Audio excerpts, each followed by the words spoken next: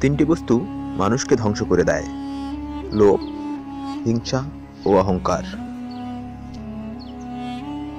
তিনটি অভ্যাস মানুষের জন্য সর্বমুখী কল্যাণ ডেকে আনে: আল্লাহর ইচ্ছার প্রতি সন্তুষ্ট থাকা, বিপদের সময় দুহাত তুলে আল্লাহর কাছে সাহায্য চাওয়া এবং যে কোনো সংকটে ধৈর্য ধারণ করা।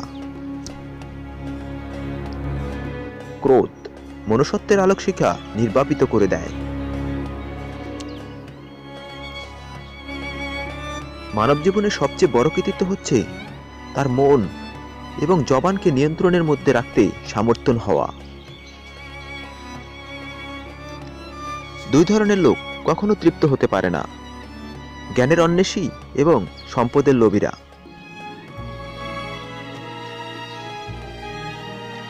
আয়নায় নিজের চেহারা দেখো, যদি সুদর্শন হও তবে পাপের কালিমা লেপন করে ওকে কুৎসিত করো না, আর যদি কালো কুশ্রী হয়ে থাকো তবে ওকে পাপ পঙ্কিলতা মেখে আরো বিভৎস করে তুলো না। আল্লাহর প্রত্যেকটি ফয়সালায় ন্যায় বিচারের ওপর ভিত্তিশীল, সুতরাং কোনো অবস্থাতেই অভিযোগের ভাষা যেন তোমার মুখে উচ্চারিত না হয়। দুনিয়াতে সবচেয়ে বোকা ও নির্বোধ সে যে নিজের পবিত্রতা দাবি করে এবং নিজেই নিজের প্রশংসা করে।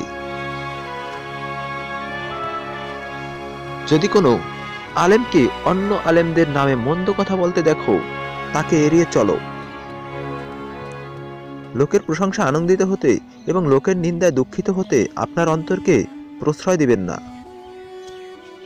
আপনার নিজেকে অবশ্যই বুঝিয়ে সন্তুষ্ট রাখতে হবে এই বলে যে আল্লাহ সুবহানাল্লাহ আপনার জন্য যা নির্ধারণ করে রেখেছেন সেটাই আপনার সবচাইতে সঠিক এবং সর্বাধিক কল্যাণকর।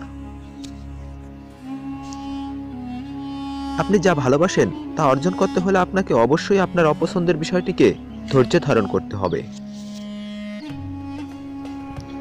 নরম কোমল কথামালা পাথরের চাইতে কঠিন হৃদয়কেও কোমল করে দেয়। কর্কশ কঠিন কথাবার্তা রেশমের চাইতে কোমল হৃদয়কে কঠিন করে দেয়।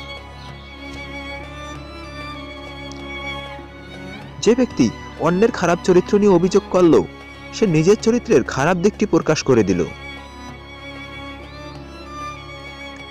আল্লাহর উপর পরিপূর্ণ নির্ভরশীলতা যেন সেই শিশুটির মতন যে খুব ভালো করে জানে যে সে যদি মাকে নাও ডাকে তবু মা তার ব্যাপারে সম্পূর্ণ সচেতন এবং সঠিকভাবেই তার দেখাশোনা করছেন।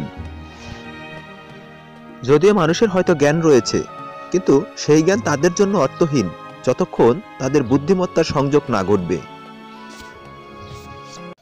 উক্তিগুলো ভালো লেগে থাকলে আপনার বন্ধুদেরও শেয়ার করুন।